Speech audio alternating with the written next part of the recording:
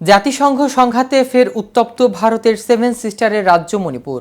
নতুন করে সংঘর্ষ দেখা দেয় গোটা মণিপুর রাজ্যে বিরাজ করছে থমথমে অবস্থা। পরিস্থিতি নিয়ন্ত্রণে হিমশিম খাচ্ছে আইনশৃঙ্খলা বাহিনী। চলমান এই সংঘাতে বিচ্ছিন্নতাবাদী গোষ্ঠীগুলো প্রথমবারের মতো লক্ষ্যবস্তুতে হামলার জন্য সশস্ত্র ড্রোন ও রকেট ব্যবহার করছে। আর এর মধ্যে এই রাজ্যকে স্বাধীন রাষ্ট্র ঘোষণা করার একটি ভিডিও নিয়ে তোলপাড় সোশ্যাল মিডিয়া। আর এই ভিডিও সত্যতা নিয়েও পক্ষে বিপক্ষে চলছে তুমুল বিতর্ক। আসলেই কি মণিপুরকে স্বাধীন রাষ্ট্র ঘোষণা করা হয়েছে? এই ভিডিওর সত্যতা কতটুকু? এই রহস্য উন্মোচন করা হবে আজকের এই ভিডিওতে।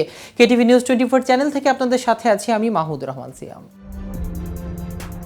মণিপুর উত্তপ্ত হয়ে ওঠা সেখানকার বিচ্ছিন্নতাবাদী দুই নেতার স্বাধীনতা ঘোষণার একটি ভিডিও ও ছবি সোশ্যাল মিডিয়াতে ভাইরাল হয়েছে। একটি পোস্টকার্ড শেয়ার করে সোশ্যাল মিডিয়ার অনেকেই দাবি করছে রোববার ভারত থেকে বিচ্ছিন্ন হয়ে মণিপুরকে আলাদা স্বাধীন রাষ্ট্র হিসেবে ঘোষণা দিয়েছে বিচ্ছিন্নতাবাদী দুই নেতা। কার্ডটিতে একটি ছবি সহ লেখা হয়েছে ভারত থেকে বিচ্ছিন্ন হয়ে স্বাধীনতা ঘোষণা দিয়েছে মণিপুর রাজ্যের দুই বিদ্রোহী নেতা।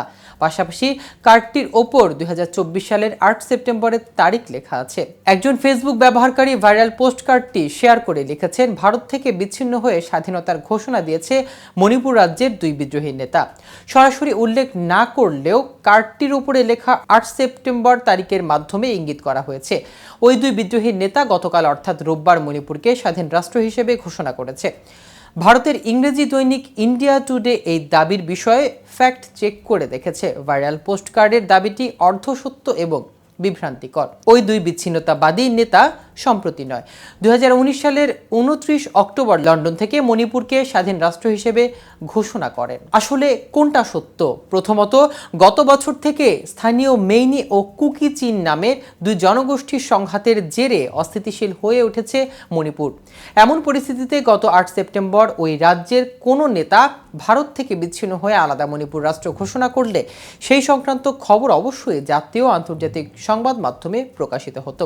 কিন্তু ইন্ডিয়া টুডে কিওয়ার্ড সার্চে এমন কোনো নির্ভরযোগ্য তথ্য বা প্রতিবেদন খুঁজে পায়নি যা থেকে প্রমাণ হয় যে সম্প্রতি মণিপুরের কোনো নেতা স্বাধীনতা ঘোষণা দিয়েছে। এরপর ভাইরাল দাবির সত্যতা জানতে পোস্টকার্ডটিতে ব্যবহৃত ছবিটি নিয়ে রিভার্স ইমেজ সার্চ করা হয়।